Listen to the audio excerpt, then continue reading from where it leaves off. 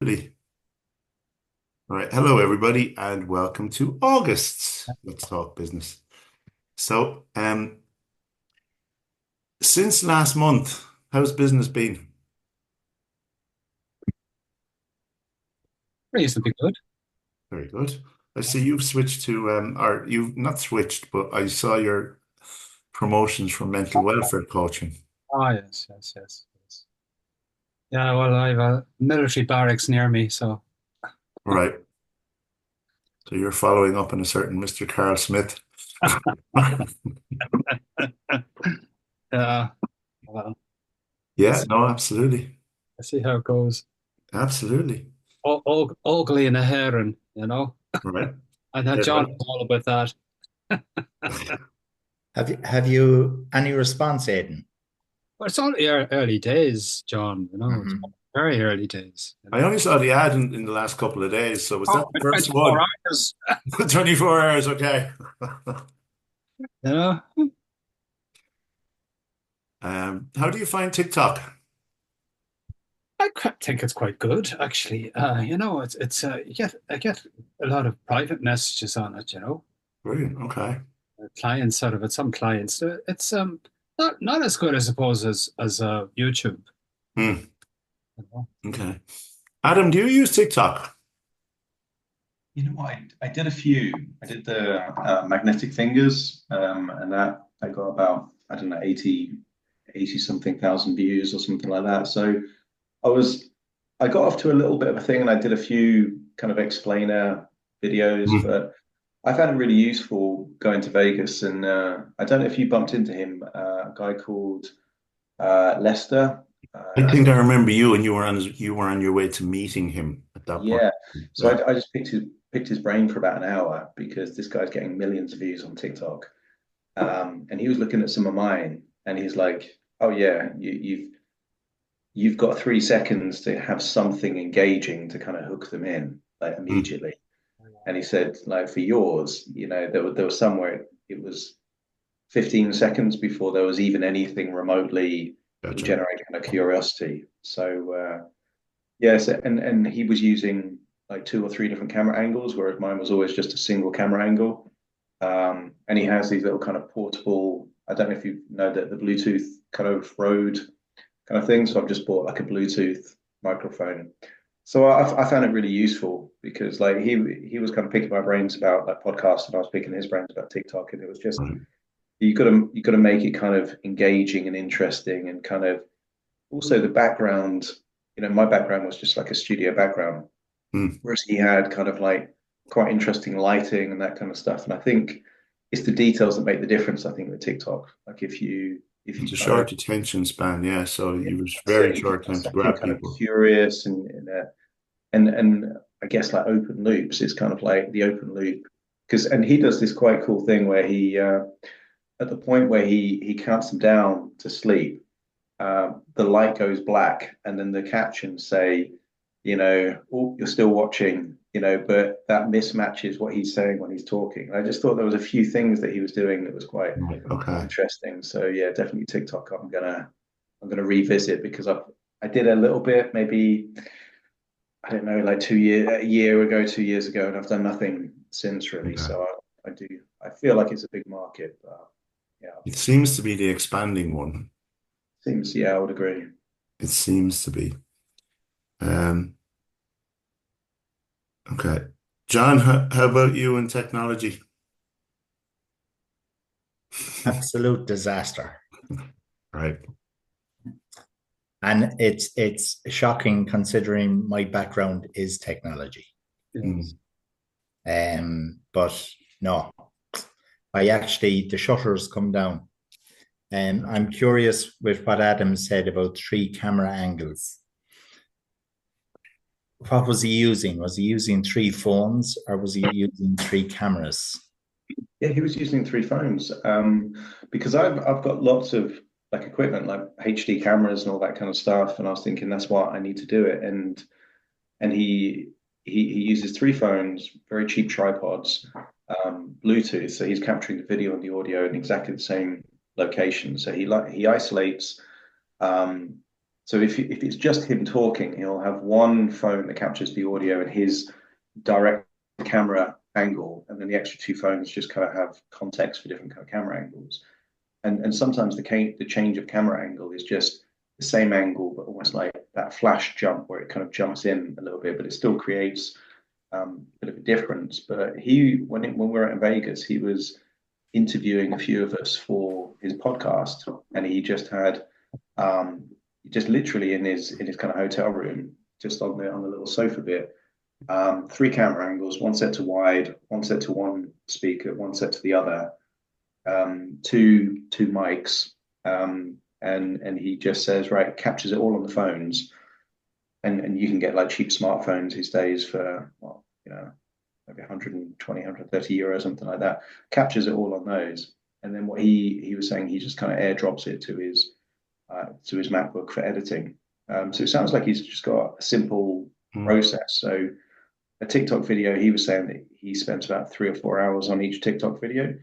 But some of them have got millions of views. So it's kind of like 3 or 4 hours is probably worth it if you're going to get that kind of that size of audience.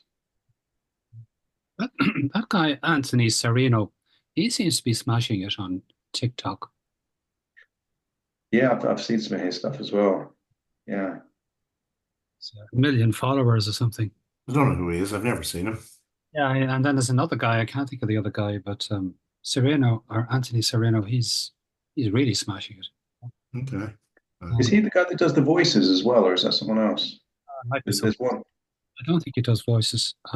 He also has a profile on School. He's making a killing on School, Skool. Yeah, that's the Alex Hormozy kind of education platform, isn't it? Yeah, that's right. That's right. Yeah. And what is he educating on? He has. You become. You obviously have. You become a free member, and then you have an upsell. It's like the typical funnel thingy. Mm-hmm. Upsell, and then you have a top rated, top priced, high strategy, a high whatever value call, and course. His courses on School. So it's on a wide range of stuff, is it? you can go and have a look at it. If you look at I School, must actually, yeah, because I've heard of it and I've never delved into it, but I've actually enough business activity lined up in front of me here to I know. keep me going for a while. Suggestion and look up. I'm not sure he calls himself Anthony Sereno. It's something else, I think. Not sure. I have to check it out. Okay. So does anyone have anything specific on business that they wanted to talk about? Well, if I can ask a question of Adam, you mentioned there that you had 9 million views. What difference does that make to you business-wise? What does it do to your bank balance? Yeah, so it's a good question. So before COVID, I was spending about £2,000 a month on Google AdWords. When COVID came along, I turned all my Google AdWords off because I was in Harley Street at the time and the rent was quite high and I knew I wasn't seeing people face to face. So I quit Harley Street and stopped doing the Google AdWords at the same time. And then I started doing a combination of just two strategies. One was creating educational videos on YouTube, and the other was I started a podcast. So it's the podcast that's had 9 million downloads. It's approaching 1 million views on YouTube. And I would say combined the podcast and YouTube has gave me way more clients than I was getting on the Google AdWords kind of pipeline. And the quality of the leads is better as well because people already feel like they know me before they even have the consultation call. Whereas on Google AdWords, I'm just like some random person that they've clicked. So they might even be more motivated if they click the Google AdWords, but they're less bought into me as a person. Whereas if they've already seen my video on YouTube or heard my hypnosis on the podcast, I always tell them this in the consultation call. So if you like my podcast, your unconscious already has rapport with my voice. So we're already halfway there. And that kind of, then it's just figuring out the outcome that they want. So I would say in terms of lead acquisition, in terms of actual client acquisition, it's made a big difference. Okay. Okay.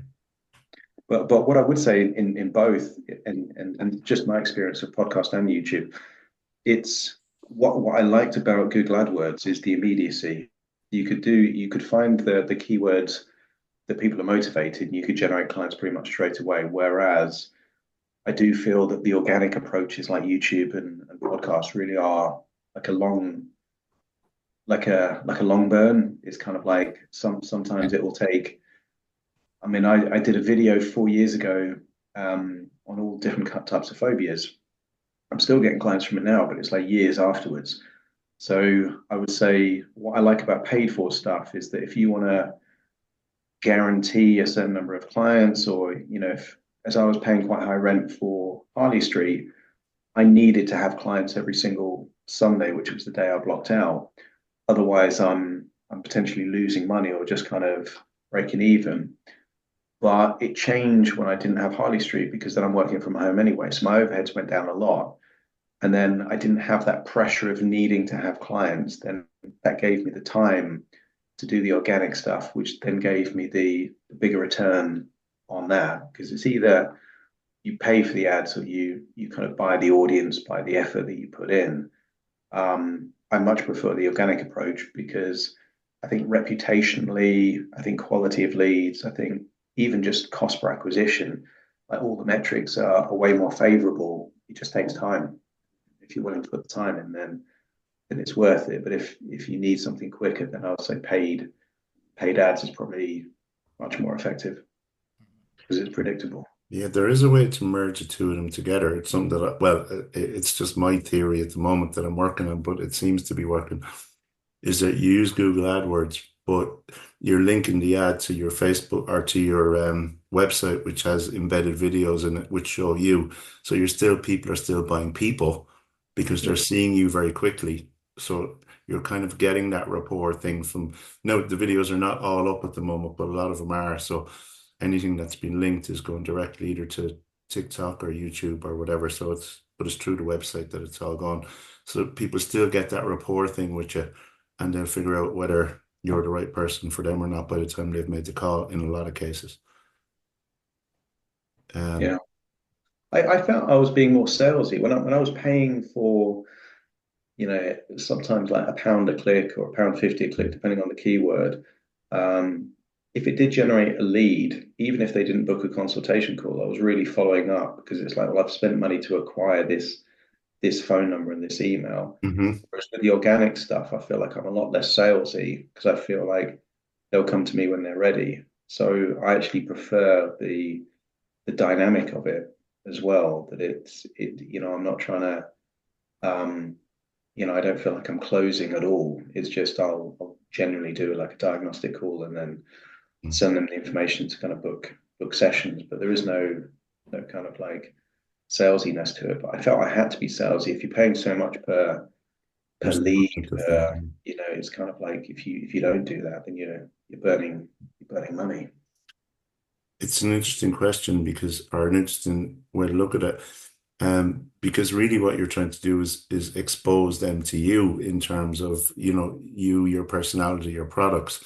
And that's just the way I'm tending to look at it is put them on the website. They get to see the video. There's a link to the podcast. There's a link to some of the videos are done, but not all. So some will be uploaded. But it's already getting now. A lot of mine comes through referral anyway because it just seems to be the way it is. But the new stuff, people have already seen me on video.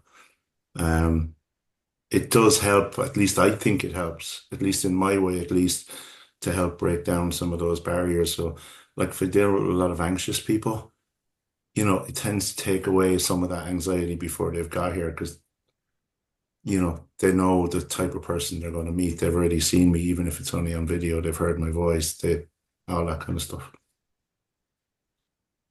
Cormac, how are you doing? I'm good, John. I don't know if you can hear me. Can you hear me? Yeah, we can. Yeah. I'm actually driving. I'm just coming back from football. Very good. I'm on the M50, but we won't encourage you to be breaking any rules.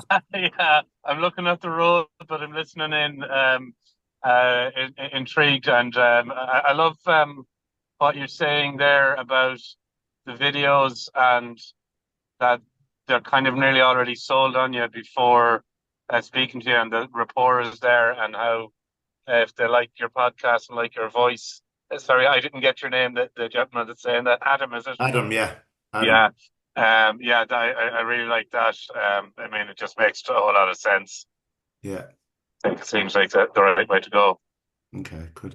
And how are you finding business, or have you anything specific that you wanted to kind of bring up, or is it just a general conversation?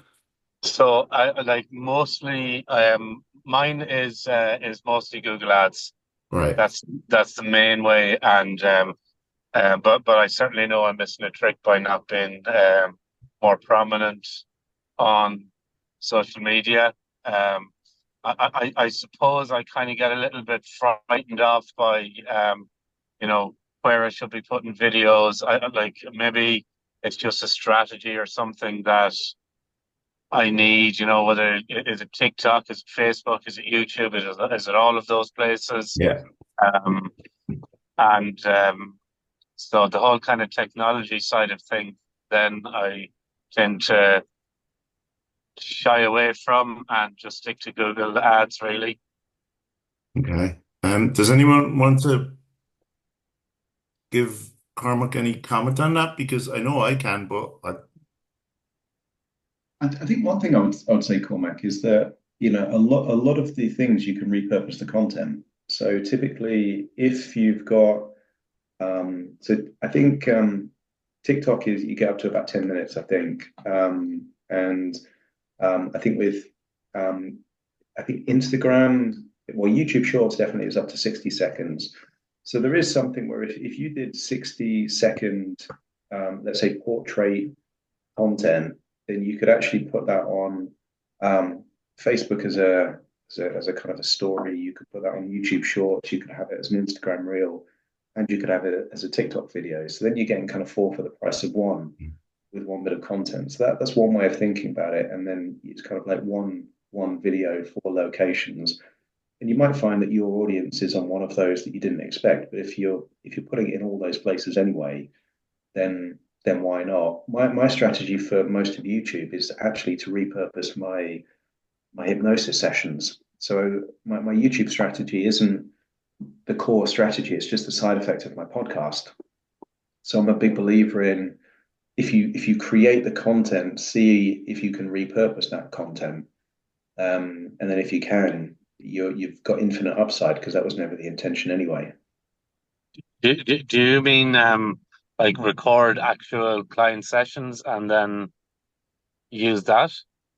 Yeah, so my strategy for my podcast is that I record my voice doing the hypnosis session, so it protects the confidentiality of the client.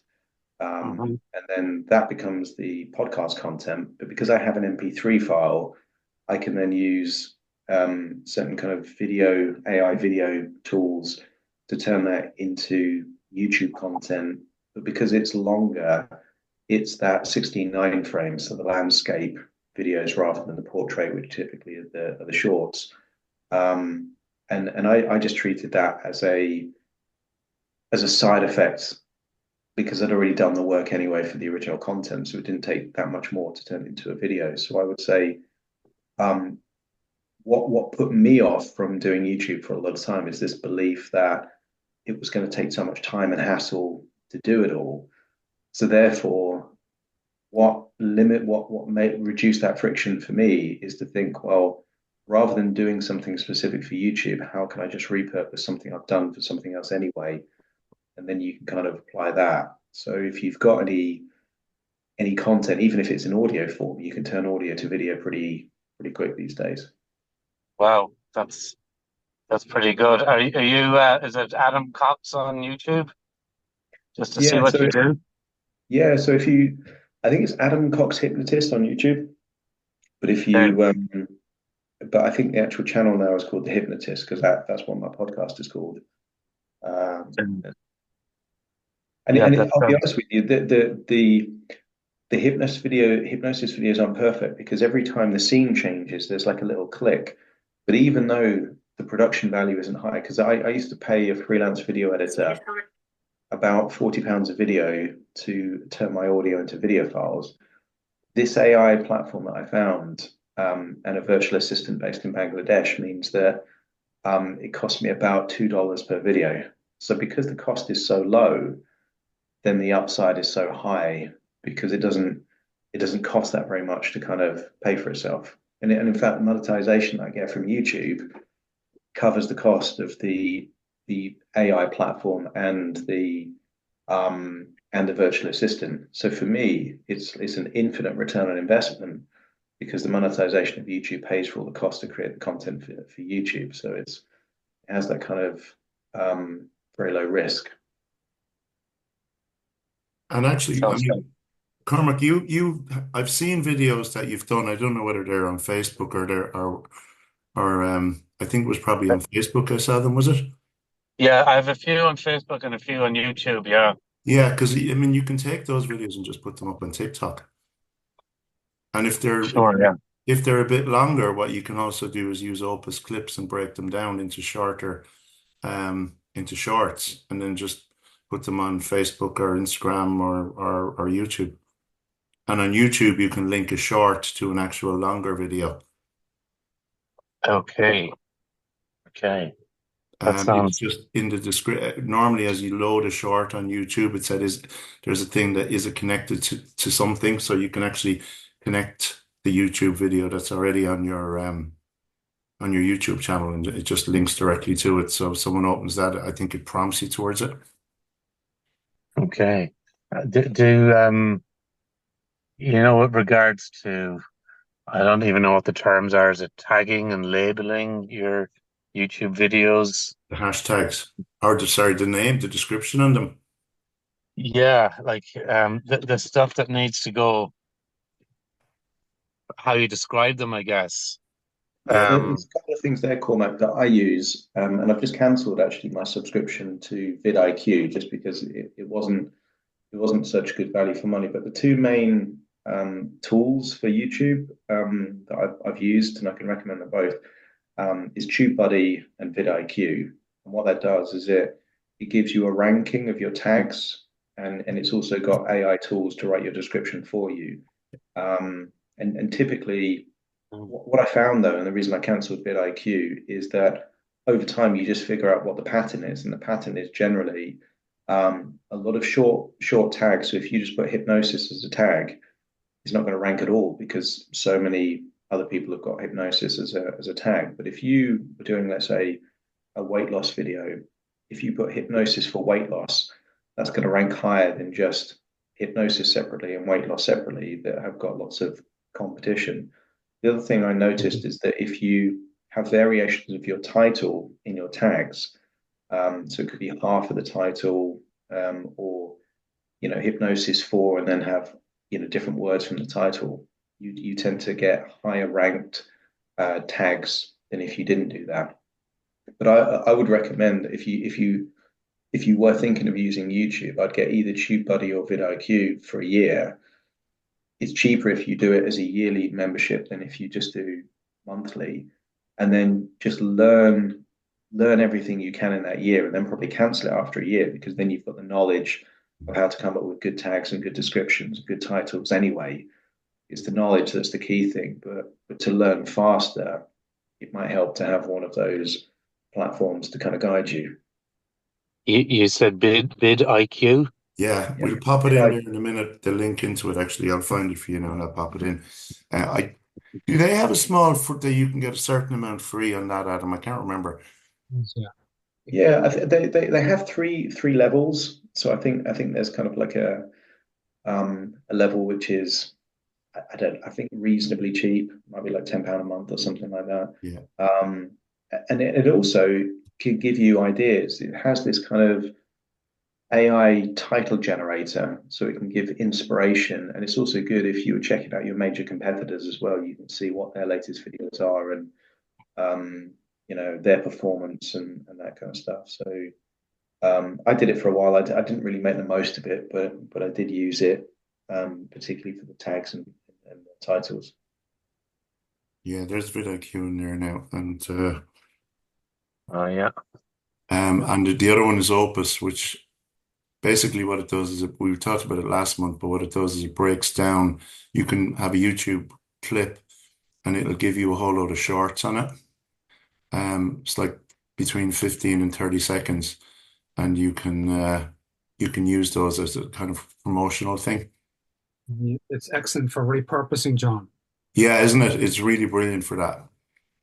It allows you to maybe have a 3 minute video, and you can get maybe 5 or 6 30-second clips out of that. You know, which you can use for a week's transaction or a week's promotion or something. And you can upload Opus does that? Opus clips. Opus. Okay. Is that Let's see. better than vidIQ? Is it different to It's vidIQ? different. vidIQ will give you the descriptions that will give you that'll drive traffic to you. What Opus does is it gives you the shorts, so you can use the two of them in together actually, if you want. Okay. You know, you get say a 15 or a 30-second clip. It's driven by AI, so it gives you the highest potential, and then you can put that into vidIQ, and that will give you a title to go with it. And it will actually, even if you've uploaded it to YouTube already, which you would have, but if you've uploaded that to YouTube, it'll change the title for you once it's a connected account. Oh, great. I see it here. One long video, 10 viral clips. Yeah, Fantastic. yeah, it's really good. If you've seen some of my stuff, I use it all the time. Brilliant. So that puts down quite a lot on work, doesn't it? Yeah, because I mean, all the advice is the consistency of that profile so that people become more and more familiar with you. You know, which creates a credibility thing because, as Adam spoke about there, ultimately people are buying people. Yeah.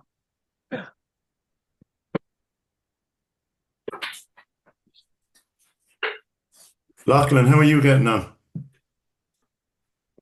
Or can you talk there? There you are.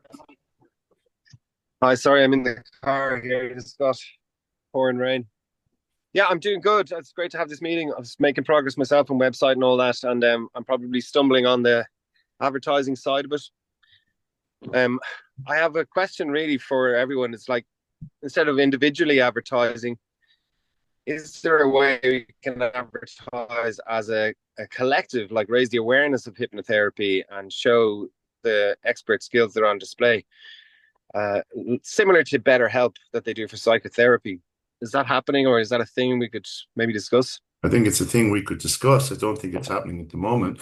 I think it probably happens as part of whoever the collective groups are, i.e. Irish Hypnosis and what's the other one? European Association of.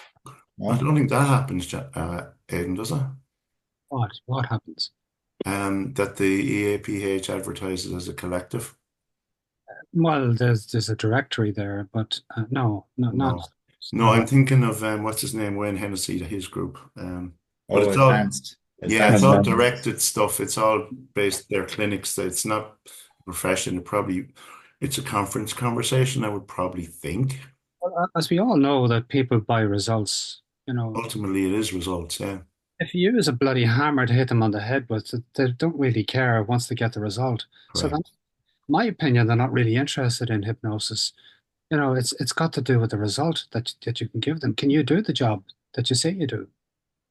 You know, so I mean, you could talk all you like about hypnosis and about this technique. That they don't want to know anything about that. They're not No, interested. They're it's interested in results. Yeah. qualifications. They don't even know where you studied. No, it is results, but it is about creating the credibility for the profession. Yeah. It's a profession can give results, and that's about garnering the research, I think, probably, and just getting it out there. Off that, Aidan, because I think you're right in the sense that I could probably count on one hand the amount of times that people have asked for my kind of qualifications or credentials, or which association I'm with, and do I have a DBS check and all this kind of stuff. But when I was looking at the titles that actually find it does seem like a Venn diagram of the problem that they have, and then hypnosis is the solution for that. So when I have content that has hypnosis for weight loss, that would get more traction than if I just had, lose weight fast, for example. But you're right that they just have to believe that you've got competency in that area. And at some level, I mean, I had the stupidity tax when I first did Google AdWords of thinking, okay, if someone's interested in liposuction, then they're also interested in weight loss for hypnosis, because the goal is the same, to lose weight at some level. But I wasted so much money having keywords that didn't have hypnosis in because they weren't primed for that particular thing.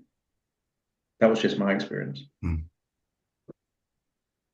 Yeah, I think it's an interesting conversation, Lachlan, and it's something I would like to have. It's a timing conversation, really. But I do think that like there's so much research out there, like oh God, I'm trying to remember his name, but can't think it'll come to me in a minute. But he handed me 101, pieces of research where medically hypnosis has been proven to be hugely beneficial. So it's a matter of getting that out there because people don't often think like that. I mean, I said to somebody yesterday, I mean, as hypnotists, the general conversation is weight loss and smoking and phobias and all that. On Saturday, I dealt with a coaching call with someone lying in a hospital bed in Germany, someone who excessively sweated, but the cause was emotional, someone who had tics, but the cause was emotional, and a case of FND. I mean, where's the weight loss? Where's the smoking in that? People don't think that that's what we do. The general public don't think that's what we do.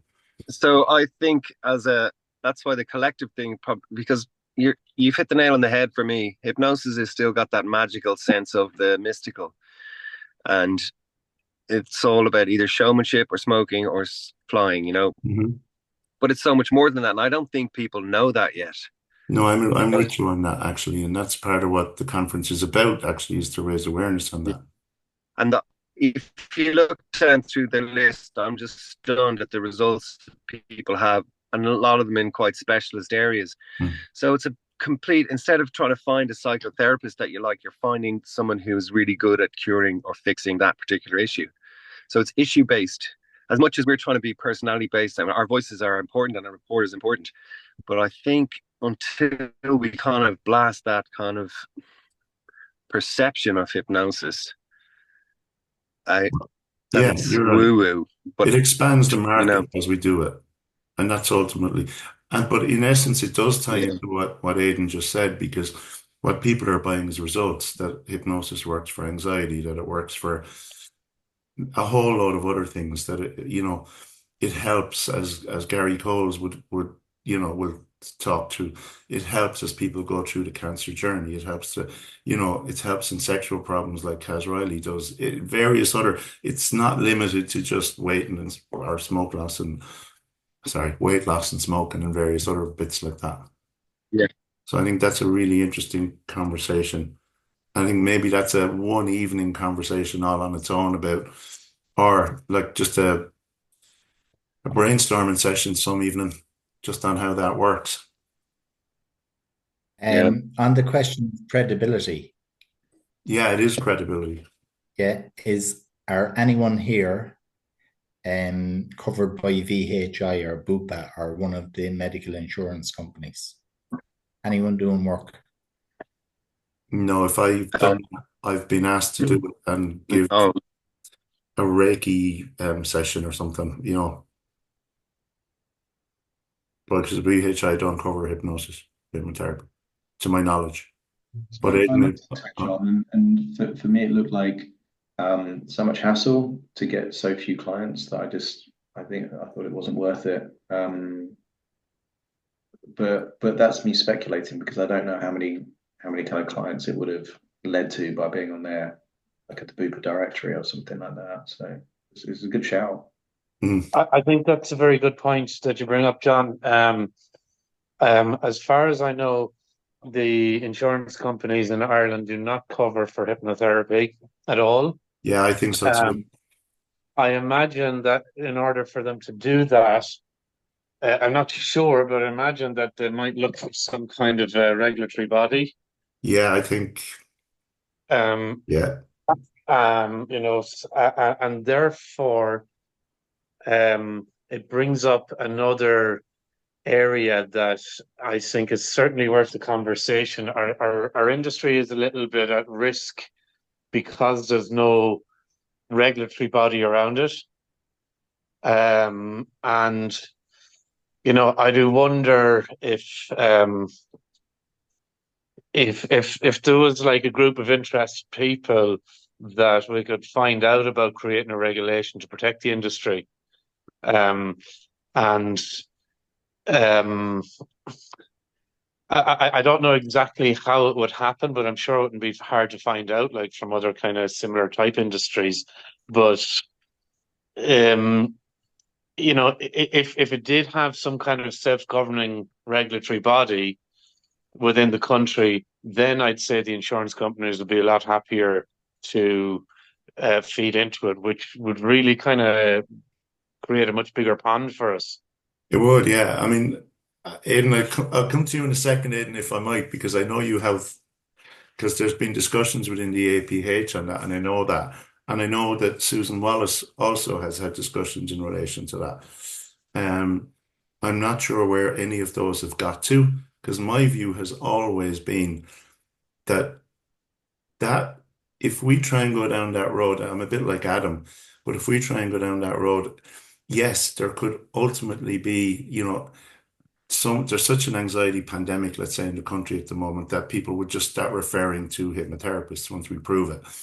It just takes so bloody long that in the meantime we try and build up a business model just literally starts to bring people. It's word of mouth. It's our own self-promotion that generates that. But I know there's a regulatory push at the moment, and Aidan, I might actually ask you to talk about that because I'm not as familiar with it as you might be. Well, as we know that the work we do is magical. Yes, Results are magical and are rapid. yes. Unfortunately, hypnotherapy, there's no university out there, recognized university, who is qualifying people in hypnosis or hypnotherapy. That is a major block in terms of the governmental recognition of it as an established, recognized profession, if we want to call it that. And whilst GPs will refer clients to you, they won't. They won't. They're very careful who they refer to.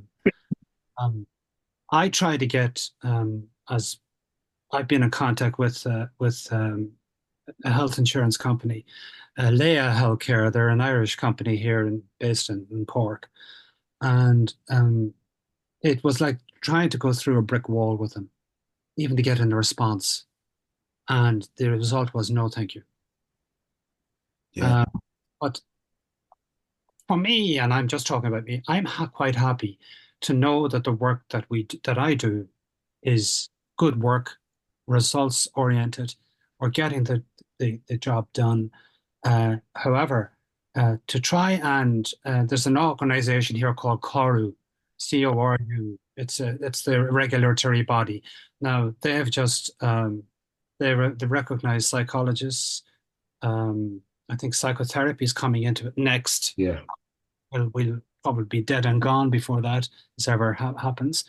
Until such time as that body recognizes you, doctors and medical people are not necessarily overtly going to do it, but they can do it on the quiet. Yeah, and one of the interesting because Peru is the one that people have been talking about, and that's what I was talking about, say with Susan Wallace and with the APH, because I know the APH have been part of that group, and I know Susan has been engaging with them as well, but I don't think it gets anywhere, and I don't think it's anywhere at the moment. Let's put it that way. And I honestly think, John, that if we were this is just me, thinking out loud, that if we were to be recognized in terms of what we can charge will be severely limited. Yes. That's my take on it. Yeah. Very good point. Not only that, but we will actually be snowed under with documentation. That's the other side of it, yeah. Taking Yeah. and providing reports. That is it. So Yeah. you have to weigh up the balance it somehow. There's an interesting strategy I came across, which I'm only starting to incorporate. But it's that when a client comes, and this is an individual thing now, but it is aimed at expanding awareness, is that when a client comes and they're already seeing a doctor, that I kind of write to the doctor and say, look, so and so is coming to me, blah, blah, blah, blah, and then update the doctor in a couple of weeks' time or in a couple of sessions' time. And what it just tends to do is create an awareness that so and so is getting a result, so they're more likely to send someone to me the next time, and the next time, and the next time. And then as doctors talk to each other, Yeah. that word starts to get out that way.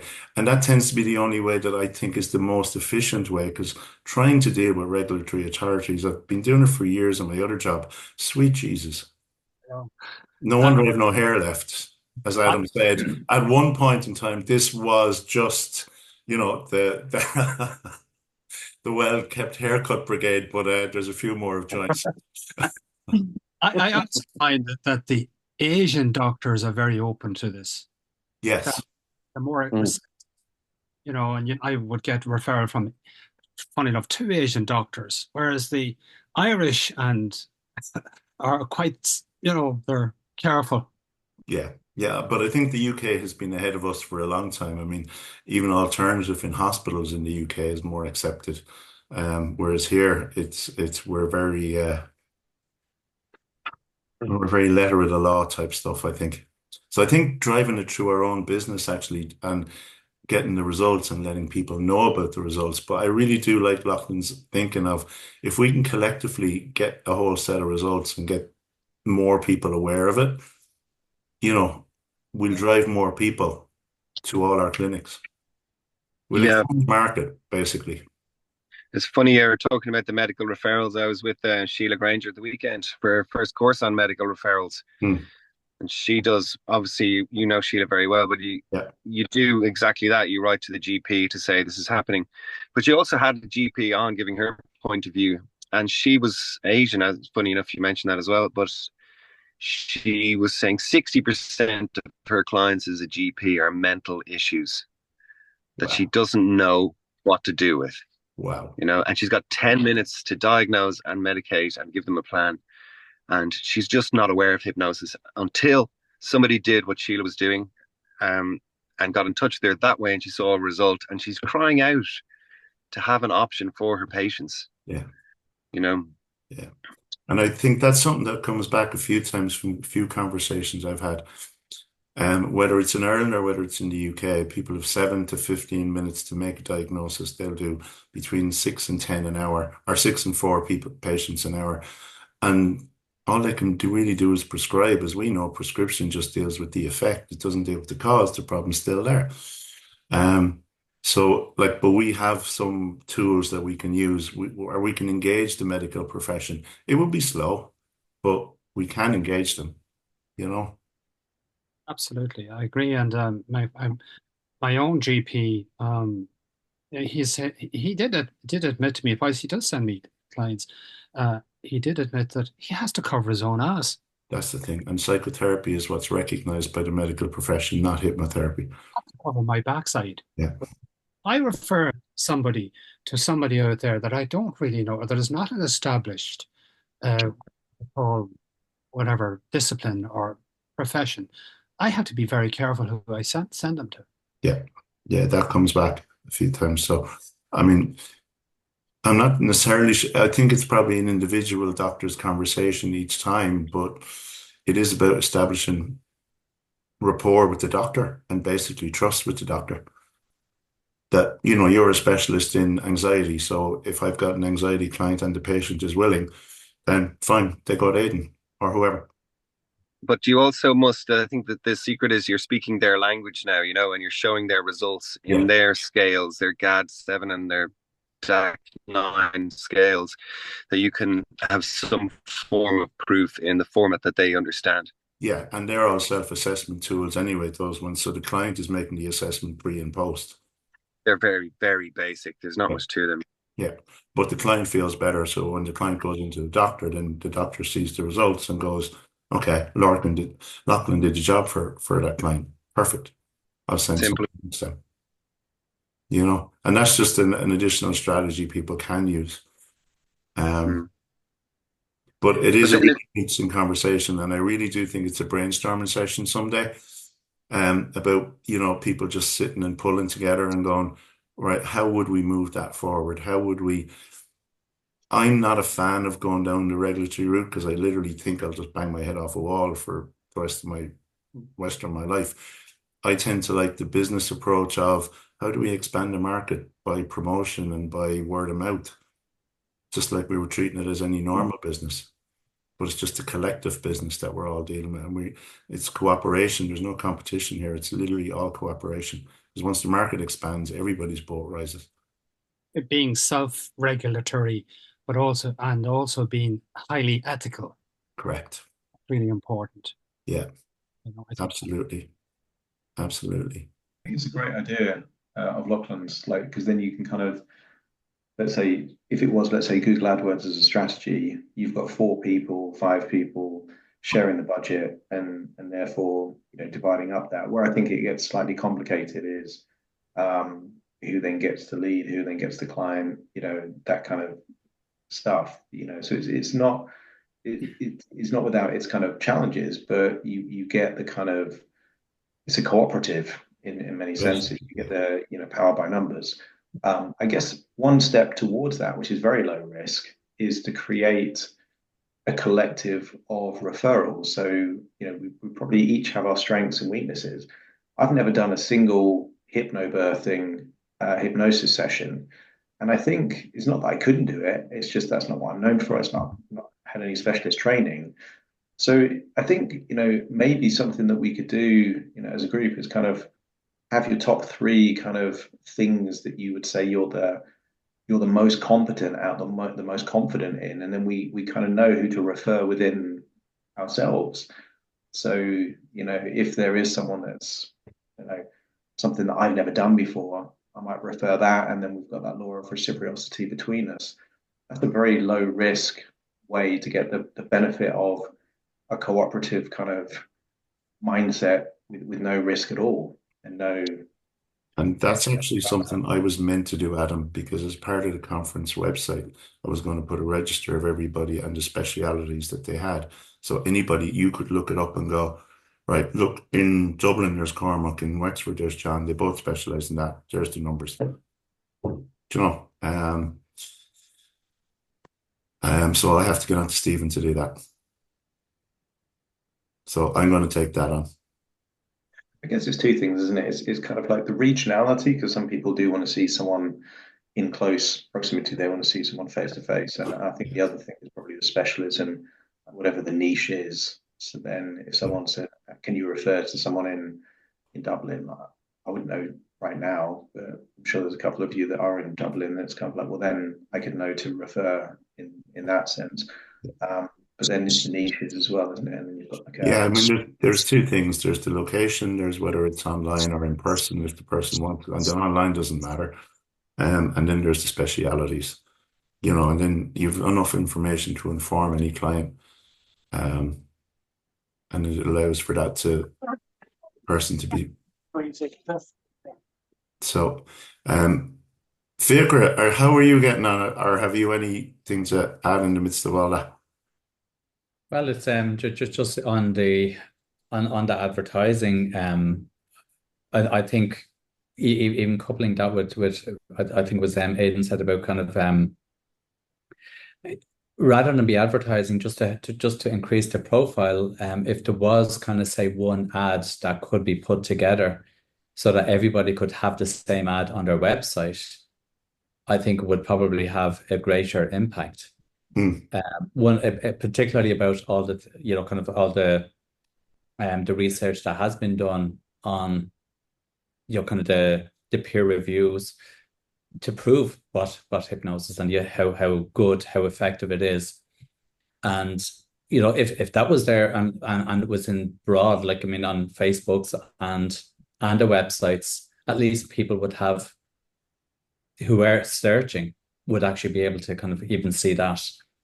Again, as a because I don't think throwing it out, spreading a net would be as efficient. But again, like I wouldn't, I'm not, I wouldn't know that much about it. But one of the things, like, I mean, when Adam was speaking about kind of like spending the money on actually acquiring, kind of getting your first call, I think, and having spoken with a number of people, and again, a lot of people have a similar theme in that it's how they, I suppose, what they say to get to convert them from a prospect into a client. I think that's And it's something, I think, that while you are spending the money getting the prospect, that there is also that expertise in actually converting them.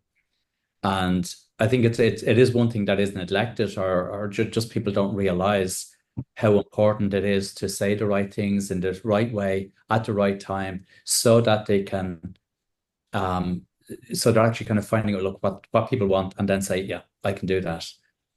That there's a lot of I suppose a lot of people will be unfamiliar with that sales process, but because they don't want to be salesy. But we have to be salesy. We have to be, but in a professional way and in a proper way, because without that sales process, we don't have a business. We don't have clients. And it's being able to perfect, in a sense, that sales process, that we can actually both charge more and be better and have a more, I suppose, a much better business. Because so many people are struggling, kind of to make it. Too many people are trying to do everything, and it's a hard slog. Yeah. So you want to make it as efficient as possible. There is that about closing that gap. I mean, all the promotion that's done and all the leads that come. It's how do you then close that? So, I mean, I know I'm talking to somebody about giving a presentation on that, but we'll just see where that goes first. About, how to close those sales, the language to use, all that stuff. It is salesy, but in a non-salesy way, basically. Because that book actually both recommending that uses NLP for sales. I don't know if anyone's read the book Persuasion Engineering by Richard Bandler and John Laval. If you like the NLP models, that's one of the best books that I've read that looks at I mean, I read that book years ago, but the principle of precision elicitation, figuring out exactly what they want and the language they use, and even the hand gestures that they use to describe their situation and mirroring it back. I just think it's so powerful. The components. It is. It's using the skills that we have ourselves and just using them straight back. Yeah, absolutely. And I think for good therapists, they'd be surprised, I think, how much of the skills they already have lend themselves to, because it's communication. That's all it is, but it's communication with an intention to convert interest into a commitment. Yeah. So, ultimately, I mean, that's why I love the video approach, because people have already got some of that from you. They've already bought you as a person. They know who you are. They've seen you. They've heard you. Are a media organization first. Pardon me? You're a media organization first. Well, there is somebody who will tell you that. Are a media. That's I believe are a media organization. But there's another very good book by Sheridan called "They Ask You Answer the," and there's a website, Answer the Public. You can get all the data there. Yeah, that's right. Yeah. But they ask you, you're answering questions that the public have, and that can be a source of the social media that you provide. So, he said most of the buying decision is already made before they even speak to you. That guy that writes They Ask You Answer, I don't know whether he said 45 or 65% of the decision is already made, but he makes a good argument for having, I suppose, good FAQs on your website. Yeah. And maybe the video ones are the way to go. Just with regards to Fiacre's point there about like the conversion of prospects into clients and being salesy or not being salesy. Like my belief on it is that like we're there to educate and we're there to give the possibility of what can happen with a client, and we need to do that with a lot of confidence that yes, this can be a life-changing thing for you. And like my own approach, if for what it's worth, is that if I'm in the privileged position of speaking to someone that has like have found me and I'm speaking to them, I believe that the onus is now on me to help this person. That and that's the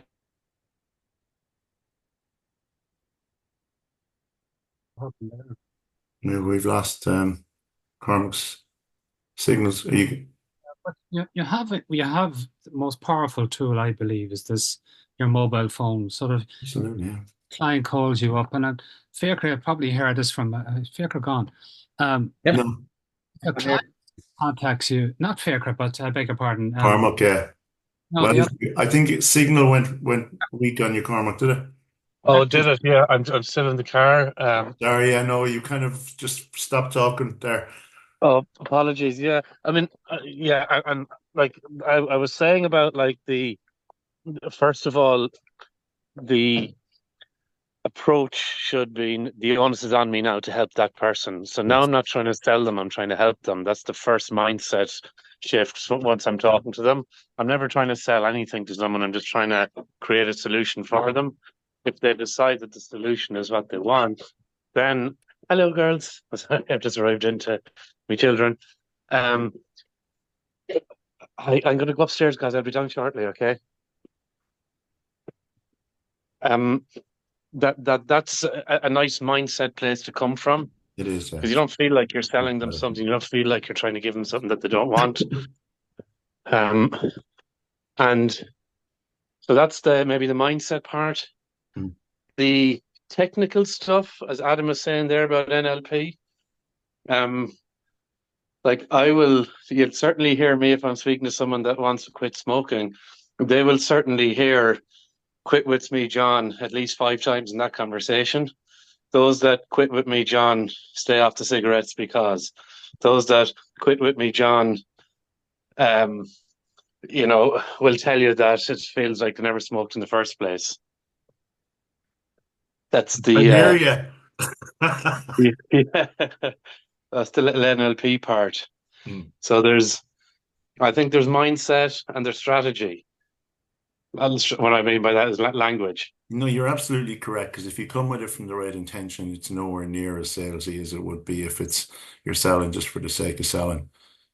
I agree with that. And there's a couple of things going into my head, but actually, Astrid, do you have anything that I know you're late joining, but Sorry. No, you're absolutely fine.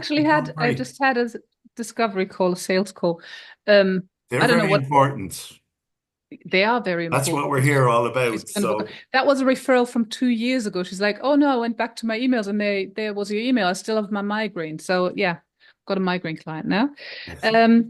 No, what I do is basically I blind them with knowledge. Just they say, "Can you help me with this?" I say, "Yes, I can." And then they say, "How?" And I say, "How?" So I don't use any NLP. I don't think anyway, not consciously. So but what came to mind was Andrew's selling without being salesy. I think that's the presentation you were referring to. Yeah, that's exactly it. So that's a good course. I've seen. I was talking to him last week actually, so that's what I. Yeah, because he's good at that. I mean, if the people who book the calls actually come to see him, he's got them. So and he doesn't use any of those, language tricks. And he's been in sales all his life, so yeah, it's natural. So and it's a wealth of knowledge that can be shared with others. Yeah. And I think Robert Cialdini, Persuasion and Influence. That's the books he. Yeah. That's only about a 2-day Audible listen. That's all. 2-day Audible listen, is it? Okay. It's about 48 hours of a book. So without sleeping. Yeah, basically, yes. It's great stuff in it, but yeah, all right. Oh, No. AI And at first. if you're talking about a register or something for Irish hypnotherapists, I actually put up a website last year and it put lots of work into it for mind, body, spirit, all the things that can help people with whatever I they was have. actually going to ask for help because one of the things like Richard Nongard gave me 100 and whatever it was, 101 proofs that hypnosis works in a medical context, right? Okay. And there's a whole load more with that. And if somebody can help me kind of organize and shutter all that into various types and categories, I'll get Stephen to start putting it on the conference website.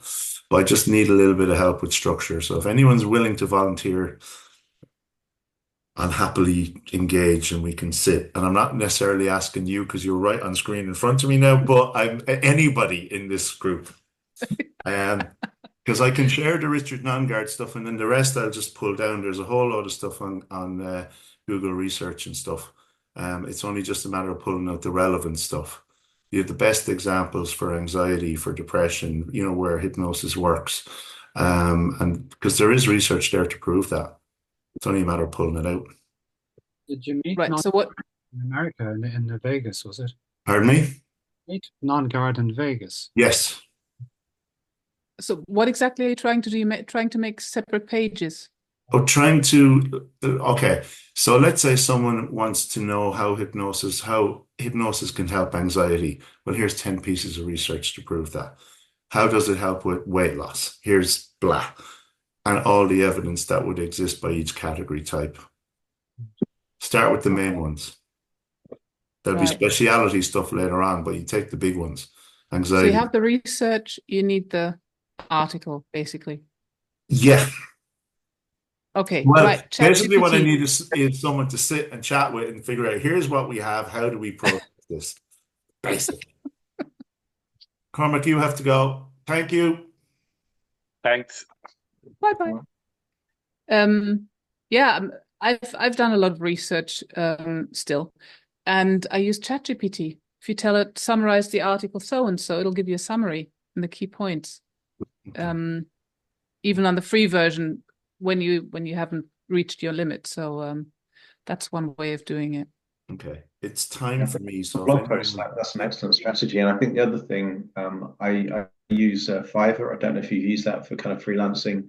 I haven't, but I keep hearing about it. Is it easy to use? Super easy. So let's say, for example, of those 101 things you got from Richard, you wanted, let's say, social media content. So you wanted kind of, images, in a good format for all the major social media platforms. You just find a freelancer and then they'll do that. And a lot of them are based in parts of the world. That means that, it's a decent amount income for them. It's very, very cheap. So therefore you might be able to find that you get, maybe 200 or 300 bits of content from that 101 kind of things, because it can be repurposed in different ways. But I also like Astrid's idea of, if you drag and drop some of that information and you say, write a blog post on this topic featuring these keywords. Yeah. That's great for SEO if you've Yeah. got blog posts and also for leadership pieces as well. Okay. That's taking it further, because what I was going to do is create a reference link so that, if you were dealing with someone with anxiety, you could point out the 10 different pieces of research or however many there are. If someone's doubtful or skeptical, like I get this all the time with FND because there's nobody here who does it. And it's like, how is hypnosis going to work? And it's that kind of thing, but we could do it across the whole broad spectrum of starting with all the main ones and then chunk down as the main ones get done. But yeah, I would I'd need someone to work with me on that because I know what I'm like. I'll be pulled into some other shiny new toy, which will be the end of that. Accountability is the term. Same. I still have to finish my tinnitus stuff, so No, I can apply. absolutely. No, absolutely. But I will work on it, and I will. But I also thought to Andy in between. Okay. Right. Well, anyone else got anything else on this? Or on anything, actually? Because we're going an hour and 15 now. I have an idea that I put out there before for increasing the awareness and credibility for hypnosis. Yes. And it's a roadshow. So you take somebody like you, John, in Wexford, and it's your patch. So you actually organize the venue. You advertise the hypnosis show. You invite people from the panel or who you know who will go on stage and talk about what they do, but also take questions and answers from the audience and even give demonstrations. Yeah. And all you've got to do is be there. Like the person who hosts the show, all they have to do is be there. They're the local person, but their friends and colleagues take the risks on stage. It's an interesting idea. It's creating awareness. Yeah. And the fact that if you say have 10 people on stage, all with a different discipline, it shows that, they can all do hypnosis, but they all do it differently. Yes. That makes sense. Yeah. Yeah. From a consumer's point of view, John, what's the carrot? There's great curiosity about hypnosis and there's great fear at the same time. So they can actually go into the audience and learn, that hypnosis can work in all the various different ways without actually taking any risk other than being in the audience. And then you have the curiosity factor afterwards, where they will informally ask, can you help me with this, that, or the other?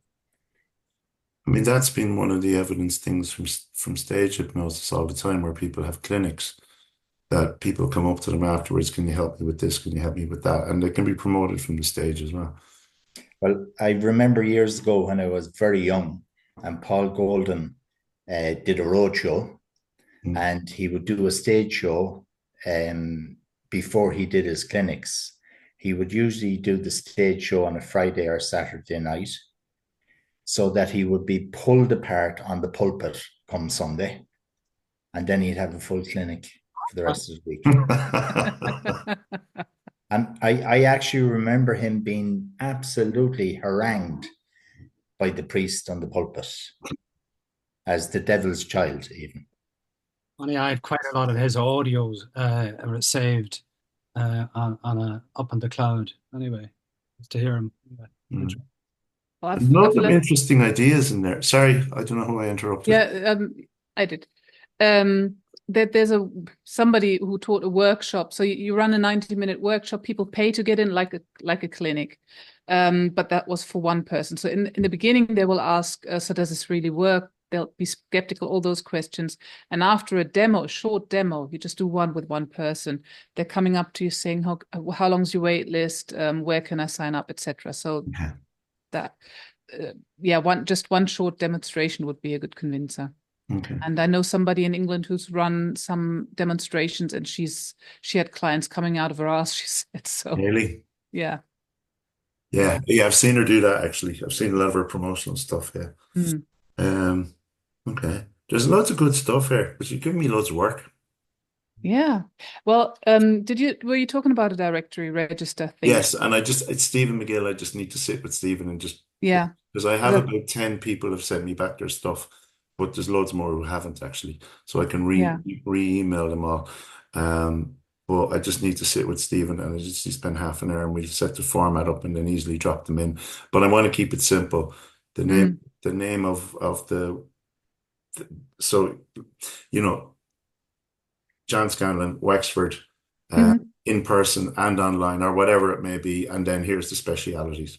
That's it. Nothing too complicated, but it just means that somebody can click directly onto someone's website or wherever it is they go, or anyone can look it up and go, look, I've somebody in Wexford, I've someone in Donegal who covers Donegal, who covers Amsterdam, who covers, Well, Amsterdam is not Ireland. I know that, but yeah, you know what I mean. Right. No, because I had one of those and it's quite simple. But I think the Irish Hypnotherapy Conference website is on WordPress, isn't it? Yes. Yeah. So there might be plugins for that, but it's quite simple and you have people log in it. They can log in themselves as members and change their own details. So that All right, might be okay. easier for you in the future if you Yeah. plan ahead and look ahead. I And actually you're have going to to get work many out more the people. detail with Stephen. That's all. He's the person who takes care of all that stuff. Right. Yeah. I don't mind my own website. Yeah, no, this is a different system. Brilliant Directories, it's called. I think it's 250 for a website of so many All right. participants. Well, mine's really dormant because I couldn't deal with all the admin in the end. The stuff, the live stuff that I was doing around it. But no, but you could put that on a subdomain and then you've got a system that's already and you don't have to think too much about it. I saw just links to it from the main stuff. You could do that too, yeah, or a subdomain, whichever works Okay. best. Stephen will know. Yeah. That's all. But that, it's always easier when you don't have to deal with emails. Well, I don't do past life regression anymore, but I do migraines. That's because you'll get tons of those emails. Yes. Yeah. Okay. Has anyone got anything else? Because you've given me loads of work to do, so You didn't want any work?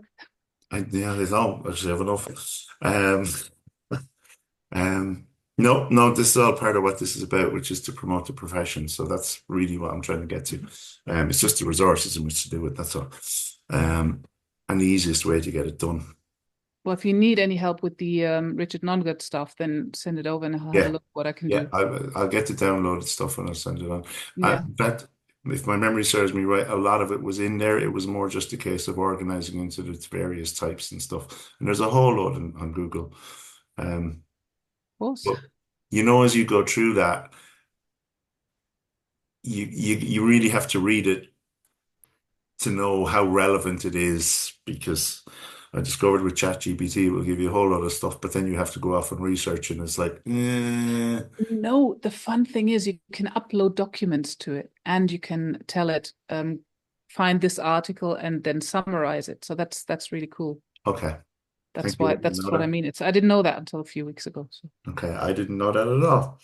I know I've used ChatGPT and it's given me research, and then when I've searched the research, I'm like, yeah. Oh, that's the wrong number. Yeah. yeah. It'll actually prize a book for you if you want. Yes, it will, including Persuasion. The book we were talking about earlier. I should just do that, shouldn't I? Okay. I hope that was useful. Does anyone have anything they want to do just before we go? Thank you.